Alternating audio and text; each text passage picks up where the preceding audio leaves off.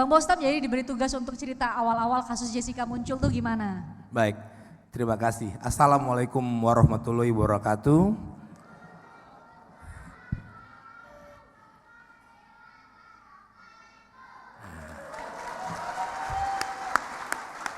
Salam sejahtera untuk kita semua.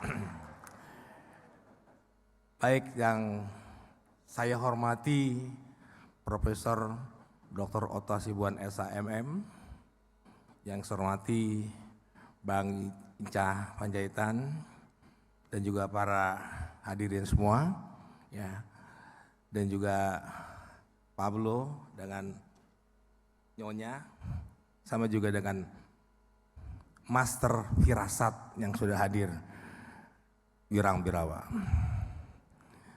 Baik, saya kalau ingat Jessica ini orang yang paling sedih ya, karena saya ini ya tinggal seorang dari keluarganya Jessica.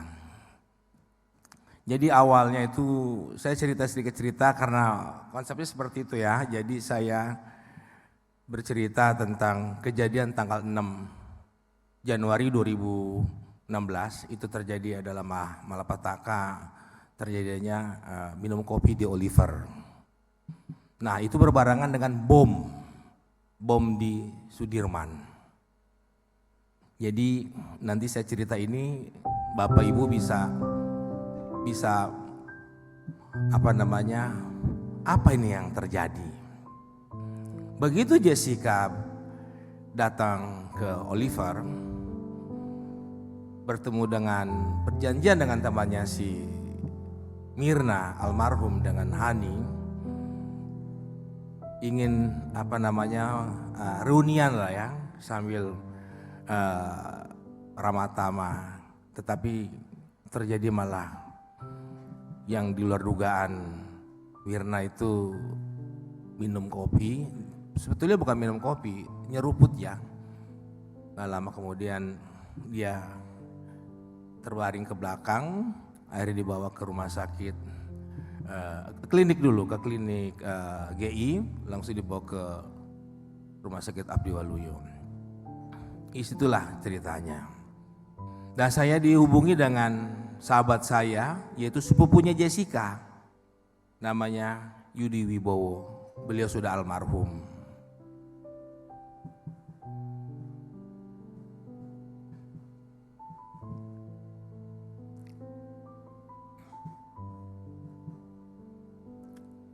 Dan juga saya didampingi dengan almarhum Andi Yusuf, juga ada almarhum. Jadi tinggal sendiri. Tapi dalam perjalanan dari Polda Metro itu sampai persidangan beliau masih ada. Yudi menghubungi saya pada saya menghubungi Yudi pada tanggal 29 Januari pada saat dia mau mendarat di Surabaya, karena memang dia tinggal di Surabaya. Dia bilang, bro, tolong bantu saya.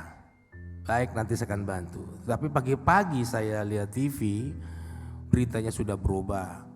Jessica dijemput di hotel dan ditetapkan sebagai tersangka. Disitulah saya gabung dengan Jessica, dengan Yudi, dengan Andi Yusuf. Dan saya hadir itu pada tanggal 30 malam, tanggal 29 malam. Jessica sedang diperiksa dan saya menandatangani surat kuasa.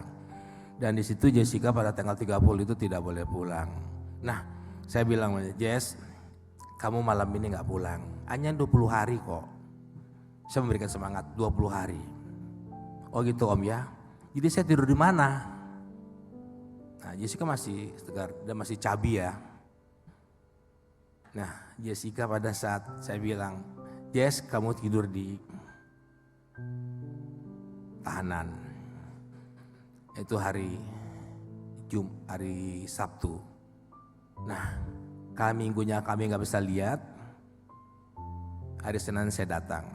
Nah, waktu hari Senin saya datang, saya ketemu sama nona cantik ini, selaku wartawan dari Kompas, namanya Christian, yang selalu mengejar-kejar saya. tentang berita.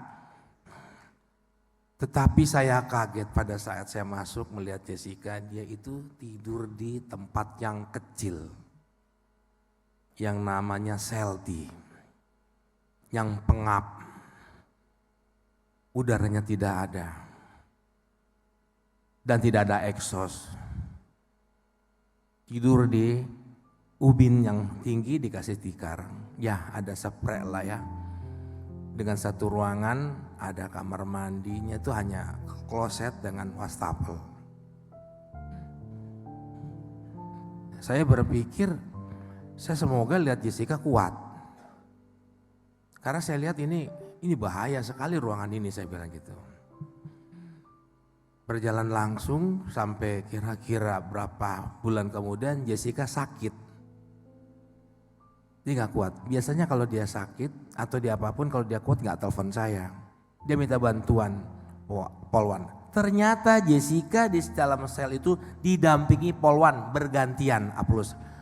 Saya bilang sama Jess, kamu sakit, ini masalah kan pasal 340, kok tahanan-tahanan yang lain biasa saja, ada yang perempuan. Tapi kamu kenapa ditahan, ada Polwannya di depan ya.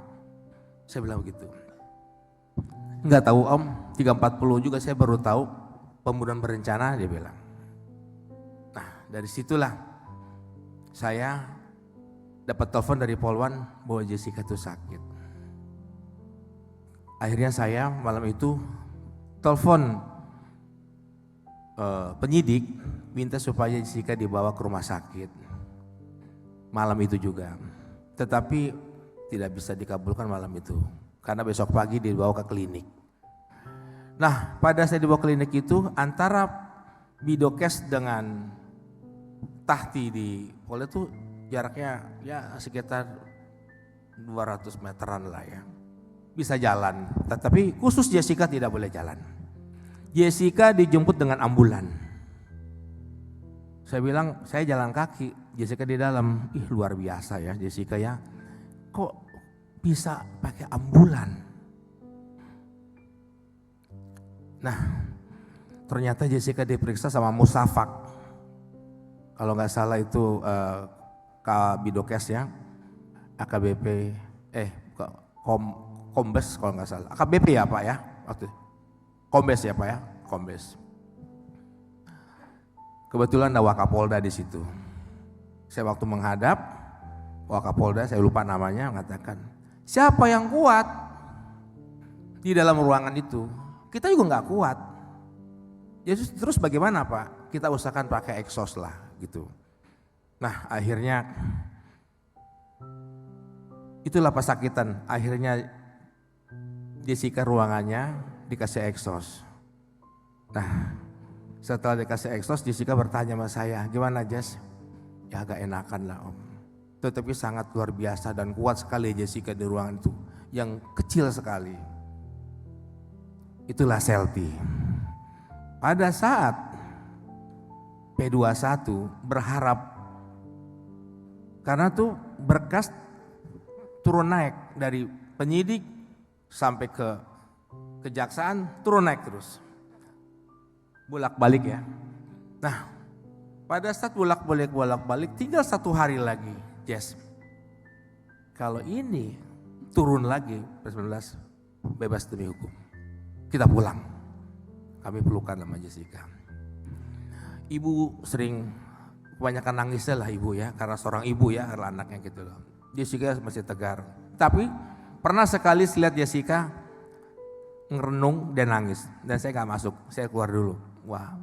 Jadi yang bilang Jessica kuat emang kuat, tapi dia juga seorang perempuan ya, dia punya rasa, dia sakit. Pada saat P21 langsung tahap 2 pelimpahan barang bukti dan tersangka.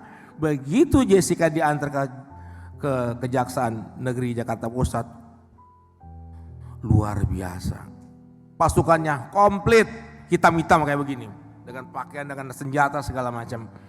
Begitu banyak mobil juga banyak. Saya berpikir, dan Yudi juga nggak bisa datang di situ. Dan saya minta sama Yudi agar supaya Yudi tunggu di Kejaksaan Negeri.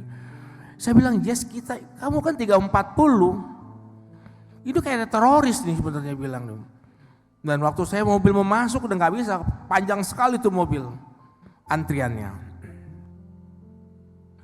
Nah, begitu diterima di Kejaksaan Negeri, dah Jessica langsung dilimpahkan ke rutan Pondok Bambu. Disitulah yang saya paling sedih, karena Jessica waktu di rutan Polda, walaupun dia sendiri dia bisa meditasi, ya. Dia juga nggak mau berdua, dia takut sekali waktu untuk berdua. Tapi pada saat dilimpahkan ke Pondok Bambu di penampungan, dia tanya sama saya, "Om, saya tidur di mana?" Di situ lah saya nggak kuat, karena di penampungan, begitu loh. Nah, akhirnya Jessica terbiasa dari Pondok Bambu. Kita akan ada masalah baru, artinya kita mau sidang. Akhirnya saya berembuk sama ibu bapak, sama almarhum Yudi, sama almarhum Andi Yusuf. Yud, kita harus ada yang dampingin juga. Kita kayaknya nggak mampu nih, karena kita berhadapan institusi yang pada saat tinggal last minute ternyata P21. Ini akan terjadinya panjang menurut saya nih. Firasat saya mengatakan nih panjang nih sidang nih. Begitu juga medianya, ya kan, belum tekanannya dari pihak korban, ya. Dan di situ juga Yudi dikriminalisasi, kasusnya di Surabaya dinaikkan, ya tinggal berdua kita. Yudi bilang sama ibu, terserah kita mau PK siapa. Ada kawan kita juga lawyer senior, papan atas, mendekati menghubungi saya supaya bisa ikut gabung. Saya berpikir nanti ini masih dalam proses rundingan, saya bilang. Dan saya terakhir menyampaikan, harus kita putuskan siapa yang dampingin kita. Kita perlu senior, saya bilang, kita perlu orang yang bisa membantu kita seperti saya pro bono. Kita harus putuskan. Keluarga mengatakan terserah Bos Tam. Dan saya akhirnya memilih, bagaimana kalau saya minta tolong Bang Oto Hasibuan.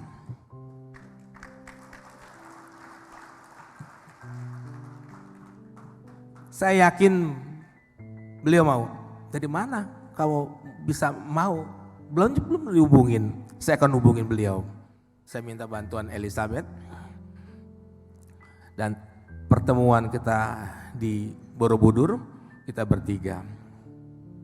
Ya, disitulah Bang Oto mengatakan, saya akan tanya bapak, ibunya, dan Jessica.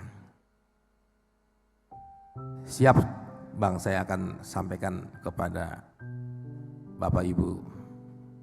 Lanjut, lama kemudian bapak ibu hadir di kantornya Bang Oto dan mengatakan Bang Oto, oke, saya akan bantu, tapi saya ketemu Jessica dulu.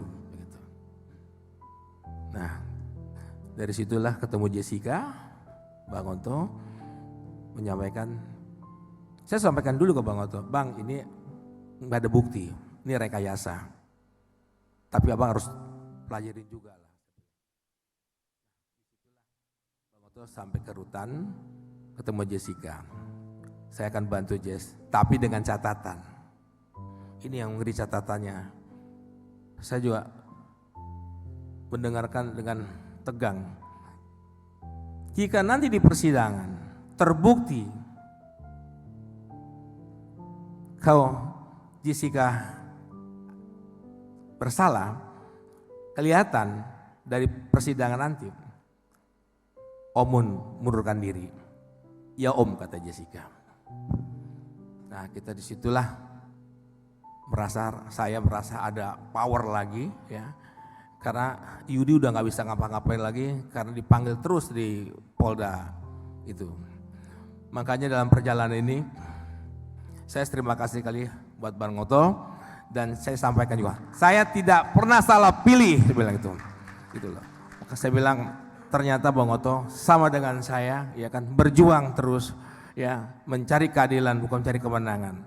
dan jadi pengadilan negeri kita kena diputus 20 tahun Jessica-nya, dikuatkan di di PT, dikuatkan di kasasi, dikuatkan lagi di PK.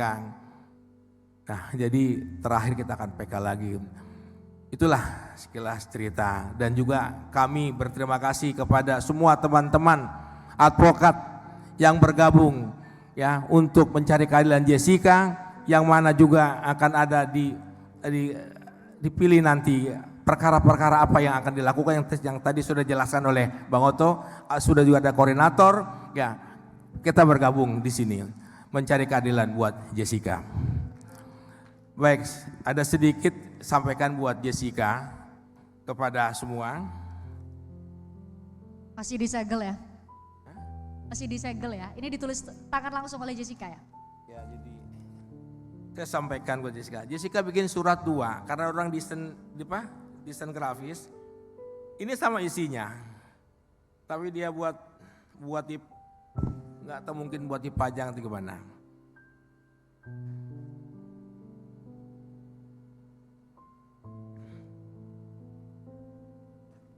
Bisa nggak di zoom?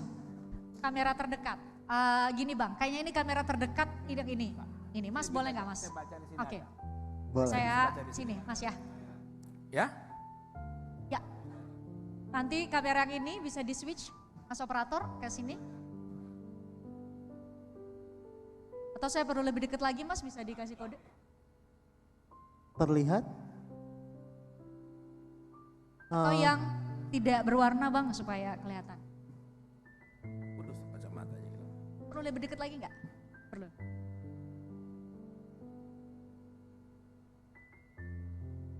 Baik, saya bacakan ya.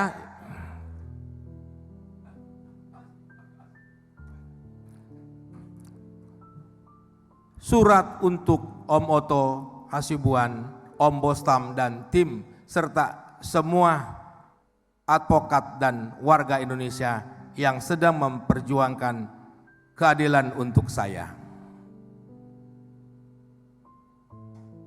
Tidak ada kata di dunia ini yang bisa mengutarakan berapa bersyukurnya saya atas semua doa, dukungan dan perhatian yang saya dapatkan.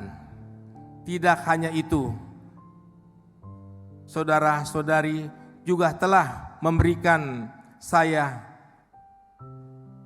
keberanian untuk mempunyai harapan lagi. Setiap hari saya berdoa untuk perlindungan dan kesehatan untuk semuanya. Dan semoga perjuangan kita dapat membuahkan hasil yang memuaskan dan membuatkan dunia menjadi tempat yang lebih baik. Apapun hasilnya, saya akan selalu berterima kasih atas semuanya support yang saya dapatkan. Semoga Tuhan menyertai kita semua. Semangat, love, Jessica Kumolo Wongso.